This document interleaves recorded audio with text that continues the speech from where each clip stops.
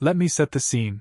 Mahogany dining table, 12 chairs, one smug sister in designer heels, and a bottle of scotch I should have opened much earlier.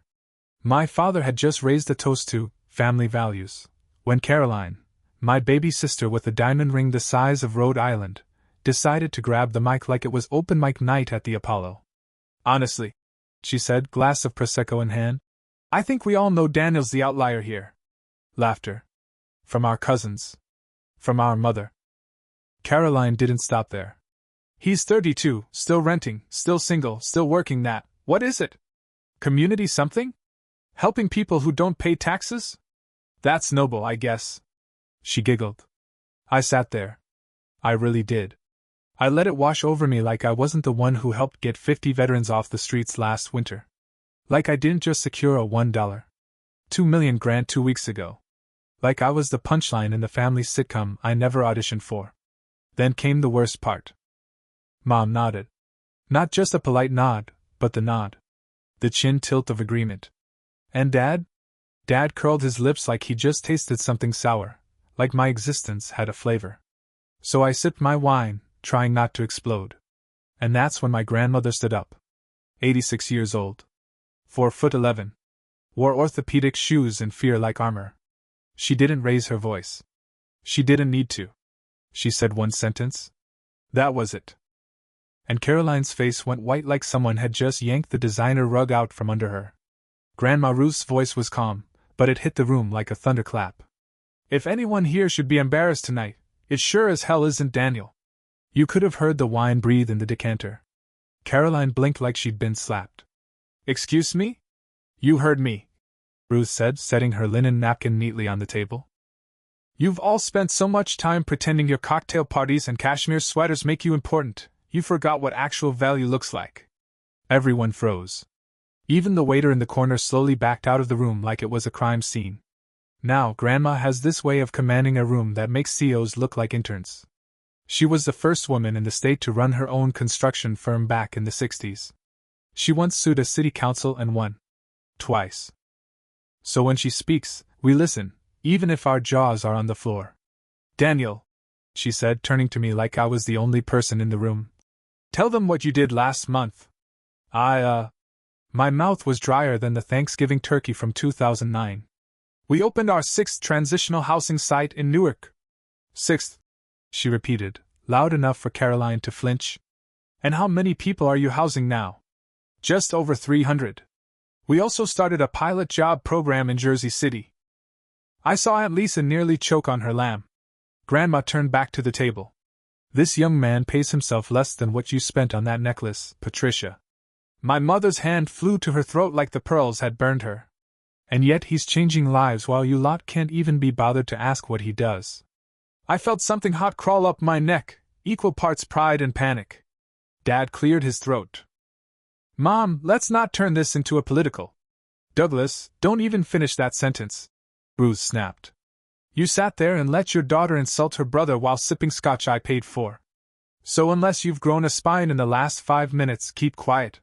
He shut up like a man who'd been sent back to 2nd grade. Caroline stared at me, but now her smugness had melted into something else. Confusion? Embarrassment? Whatever it was, it didn't pair well with her designer lip gloss. And Daniel, Grandma said, turning back to me with a look so soft it nearly cracked me open. You've made me proud every single day. You carry the Harper name better than any of us ever have. That did it. Caroline's wine glass hit the table with a thunk, and she stood up, cheeks blazing. Oh please, she hissed. What, we're just rewriting family history now? He's Saint Daniel of the homeless while I'm the evil Barbie? She looked around the room, desperate for backup. But no one moved. Caroline's voice cracked under the silence. I mean, come on. This is insane. He lives in a rental apartment in Queens. He wears shoes from Target. And you're telling me he's the success story? Still no one spoke. She turned to Trevor, her fiancé, human polo shirt, walking hedge fund, waiting for him to defend her. He gave a helpless shrug and suddenly became deeply interested in the wood grain of his chair. Grandma Ruth didn't flinch. Yes. That's exactly what I'm telling you. Caroline let out a bitter laugh. This is all just some guilt-trip fairy tale. None of that work pays off. It's charity. You don't build real success off handouts and good intentions. Grandma stepped out from behind her chair. She was small, yes, but in that moment she looked 10 feet tall. You're right, she said. You build it with intelligence, grit, and vision. Which is exactly what Daniel did when he came to me 6 years ago with a plan to restructure how transitional housing was delivered in this city. You could feel the air leave the room. My fork froze mid-bite. Grandma. She raised a hand. You asked me to keep it between us, and I honored that. But clearly, the time for silence is over. Everyone was staring now. Caroline's mouth was open. My mom had gone the color of printer paper. He asked for seed funding. $2 million. Which he paid back in full, with interest, 2 years ahead of schedule. Caroline choked. Wait. What? And what has he done since? Grandma continued, ignoring her. Founded Haven Home, housed over 3,000 people, created employment programs that helped thousands more, and refused multiple multi-million-dollar buyout offers from for-profit corporations because, and I quote, it would compromise the mission. She turned toward my parents. Meanwhile, your idea of support was, what? Letting Caroline play CEO at cocktail parties while you told Daniel you were praying he'd come to his senses? My father cleared his throat but didn't speak. My mother's hands were shaking now, her wine untouched. Grandma wasn't done. Daniel is the only one at this table who's used our family legacy for something that actually helps people. You want to know what's really embarrassing? She let the words hang, her eyes sweeping the room. That not a single one of you ever asked him what he was doing. I stared at my plate, pulse pounding. I'd never wanted this moment. This attention. I did the work because it mattered, not for applause. Caroline tried again, her voice thin. But he never told us. He kept it hidden. Because he knew you'd mock him. Grandma snapped. Just like you're doing now. Caroline sat down slowly, her eyes wide. The silence was absolute. You could hear the antique clock ticking in the hallway. Then Grandma dropped the real bomb. I was planning to revise my will tonight. Equal split between my 2 grandchildren. She paused. But after this performance? I'm reconsidering. The word reconsidering hit the table like a guillotine. Caroline visibly recoiled. Grandma, you don't mean that. I absolutely do. Ruth didn't even blink. I'm tired, Caroline. Tired of pretending that rudeness is confidence, that cruelty is ambition, and that shallowness is just having taste. I built this family's fortune from nothing, and I'll be damned if it goes to someone who thinks a designer bag is a personality. Dad sat up straighter.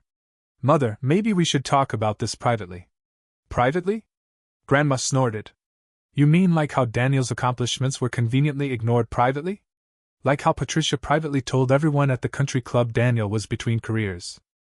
You all want privacy when it's convenient, but when Caroline wanted to humiliate her brother in front of the whole family? That was fair game. Caroline was pale now, her mouth working but no sound coming out. And me? I was just sitting there, back straight, hard hammering so hard I thought it might split my ribs. I wanted to crawl under the table. I wanted to cry. I wanted to laugh. Grandma turned to me again. You don't need to say anything, Daniel.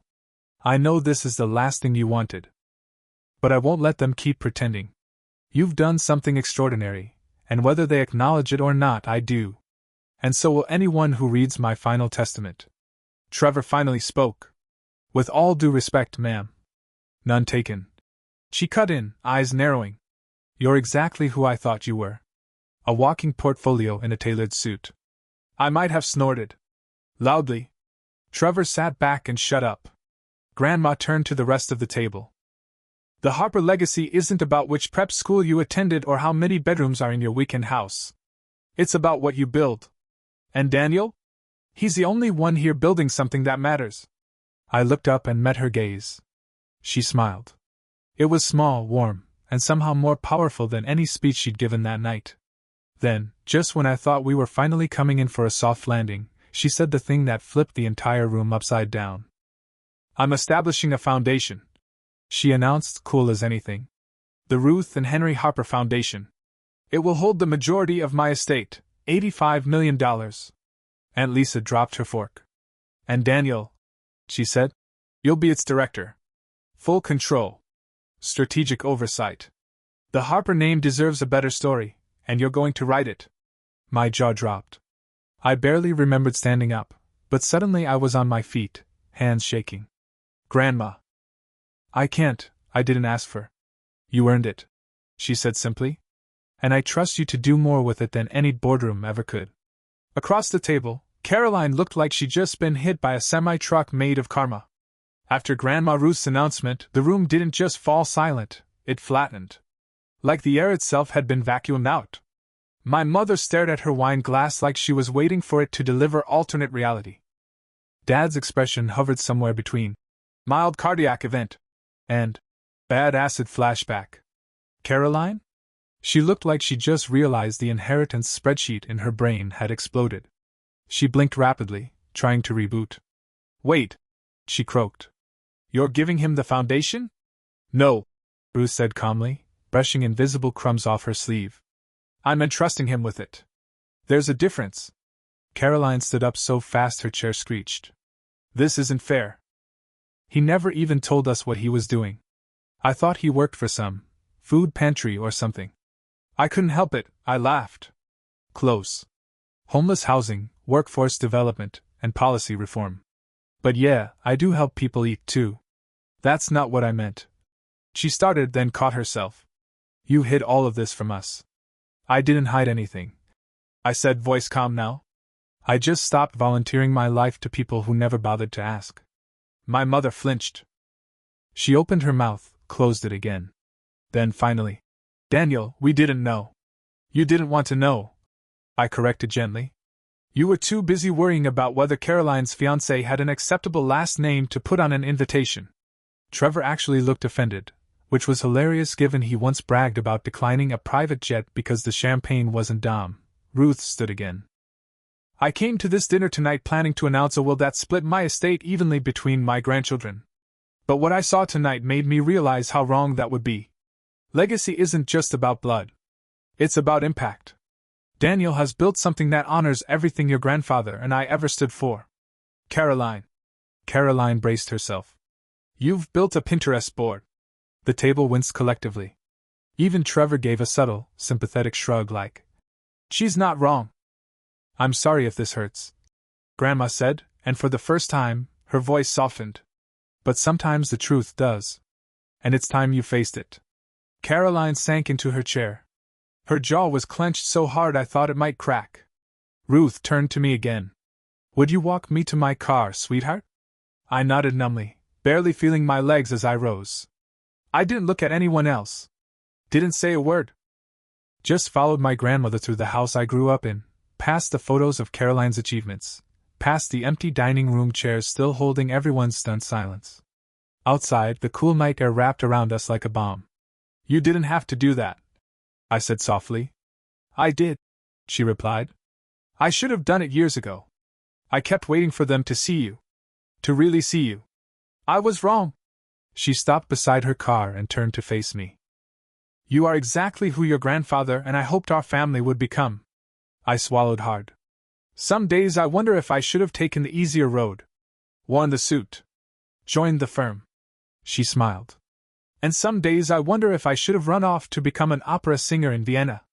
But here we are. Exactly where we were meant to be. She opened the door, then paused. I meant what I said in there. About the foundation. About you leading it. I nodded. I'll do it right, Grandma. I know you will. And with that, she drove away, leaving me alone under the porch light of a house that no longer felt like it belonged to me. Inside, I knew the dinner was imploding. There would be panic, apologies, frantic inheritance math. But out here, there was only peace. I barely made it back to my apartment before my phone exploded. First, a text from my cousin Jessica. Always knew you were the coolest, Harper. Sorry it took this long to say it. Then my Uncle Gerald called to apologize for staying quiet too long. Which, coming from a man who once said climate change was a hoax invented by vegan millennials, felt like a seismic shift. But the most surprising message? It was an email. Subject line: tonight's events. From Douglas Harper. My father. Now, my dad isn't exactly a let's talk feelings kind of man. He signs birthday cards with Douglas. Like he's CCING a corporate memo. So seeing Dad in the sender box? That alone made me sit down. I opened it. Daniel. I don't trust myself to say this in person yet. I've spent the last 3 hours looking at old photos of you, especially that one from your 8th birthday. The one where you asked to donate all your presents to the children's hospital. Your mother was furious. I thought it was a phase. That one day you'd outgrow the idealism and come work for me. But it wasn't a phase. It was you. And I'm sorry it took me 60 years and a public dressing down from my mother to see that. I failed you. I hope someday we can start over. Dad. I didn't cry. Not right away. But I reread it 3 times, and that last line, start over, broke something loose in my chest. That was Friday night. By Monday, the ripple effects were already knocking down walls. Ruth's lawyer reached out to confirm a meeting for the foundation paperwork. Caroline hadn't spoken to me directly, but she posted a suspiciously vague Instagram story of a sunset with the caption, reflecting. Then Tuesday morning came with the most unexpected phone call of them all. Trevor. Look, he said the second I answered. I know I'm probably the last person you want to hear from, but I need to say something. I braced myself. For defense. For excuses. For classic rich guy rationalizations. But what I got was confession. I was complicit, he said. Every time Caroline trashed your life choices, I laughed. Every time she called your work cute or hippie nonsense, I nodded along. I didn't think about why she was so obsessed with you. I just went with it. You don't know me. Yes, I do, he interrupted. Because last night, I realized something. Caroline doesn't hate what you've built. She's terrified of it. You don't chase money, you don't crave approval, and yet, you've built more than she ever has. That scares her. Hell, it scares me. I was stunned into silence. I don't know what we're doing anymore. He added. I love her, or maybe I love the version of her I met 4 years ago. But now I'm wondering if that person was real. Or just curated. You're thinking about breaking it off. I'm thinking about starting over, he said, echoing my father's words like fate was running a script. And if I do, I want to start by becoming the kind of person who doesn't mock good people trying to do good work. He paused. You're not just making a difference, Daniel. You're making people like me want to make a difference. And then he hung up. I sat there, phone buzzing in my hand, and for the first time in a long time, I let myself feel it. The shift. Not revenge. Not vindication. But something better. Change. The following week moved like a montage from one of those prestige dramas where the underdog finally steps into the arena. On Wednesday, I walked into the office of Margaret Preston, Grandma's estate lawyer, a no-nonsense woman with a titanium bob and eyes that looked like they'd sued entire hedge funds into extinction. She slid a stack of documents across a mahogany desk and said, Welcome to your new job. The Ruth and Henry Harper Foundation. Funded with $85 million. Mission, Housing Justice and Economic Equity. Director, me.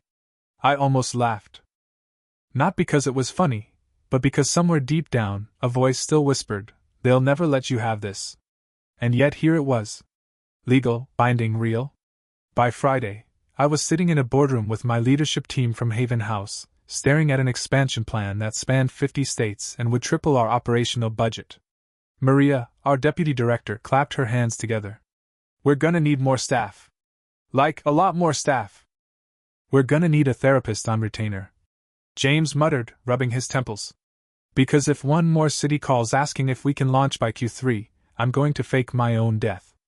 We all laughed. But underneath it, there was all. This thing we built in scraps and grit and $12 coffee shop meetings. It was national now.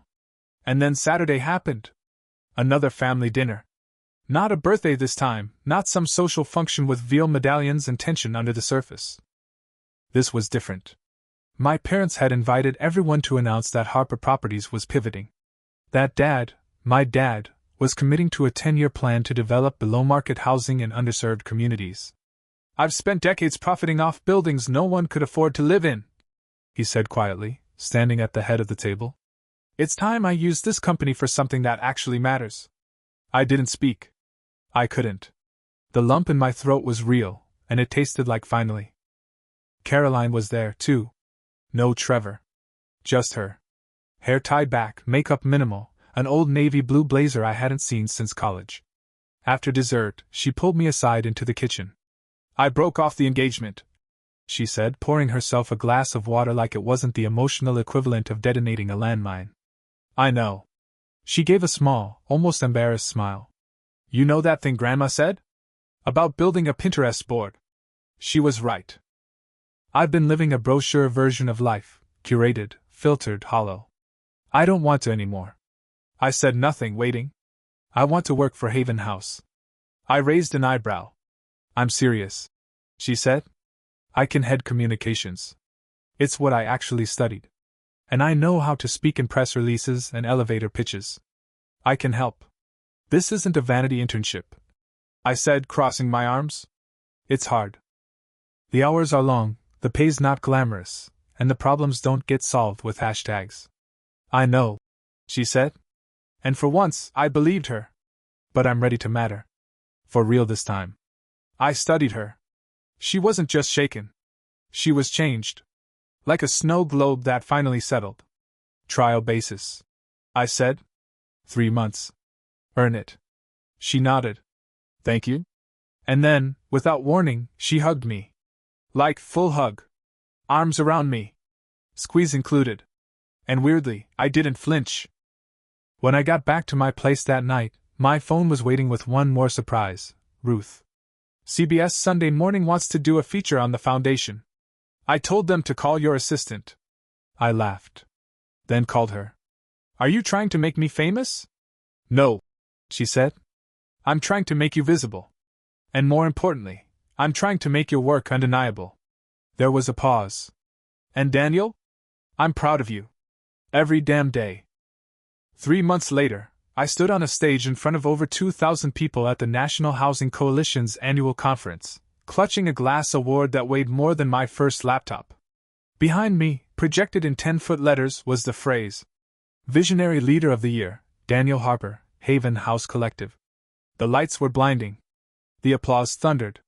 But all I saw was my grandmother in the front row, hands clasped over her heart, eyes shining.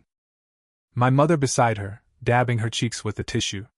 My father standing next to them, yes, standing, clapping like a man making up for lost years. And Caroline backstage, wrangling a press intern and coordinating the post-panel media circus like she'd been born doing it. Only this time, not for herself. For the cause. For us. When I stepped up to the mic, my mouth went dry for a second. Then I spoke.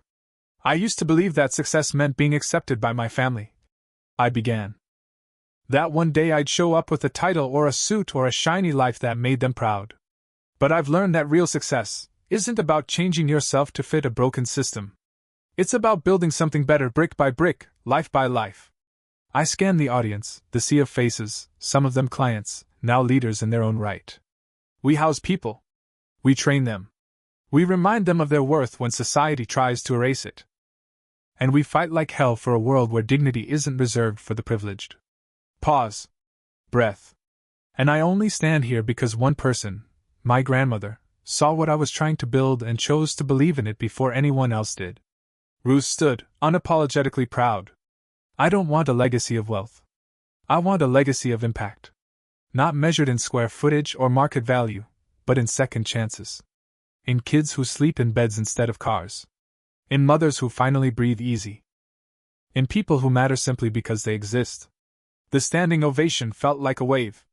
I rode it all the way backstage, where Caroline was already answering a reporter's questions about our pilot program in St. Louis. You didn't choke, she said when I passed. You didn't cry. I countered. She wiped her eyes and flicked me off in the most affectionate way possible. Weeks passed. The article from the New York Times ran. Grandma Ruth's foundation launch was picked up by national outlets. We hired 20 new staff. I gave 3 more speeches. Caroline survived her trial period, and then some. She worked hard. She stayed late. She cared. One afternoon, I caught her sitting in the Haven House lobby, watching a young father read a picture book to his son. She had tears in her eyes. He used to live in a shelter, she whispered. Now he lives here, I said. She nodded.